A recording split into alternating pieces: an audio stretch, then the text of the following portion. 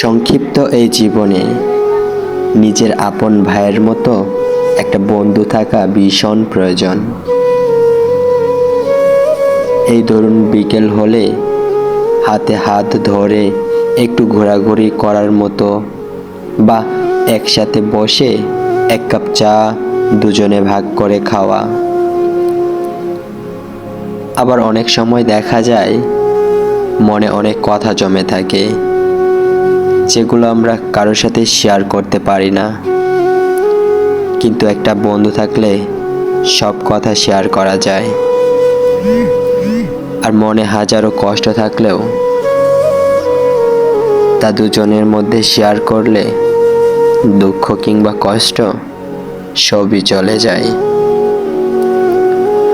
মন খারাপ থাকলে এসে বলবে, চল তোর মন ভালো করার জন্য আজ একটু ঘুরতে যাব। তুই মন খারাপ করিস না, তোর পাশে আমি আছি। বিশ্বাস করেন, জীবনে এমন একটা বন্ধু থাকা ভীষণ প্রয়োজন।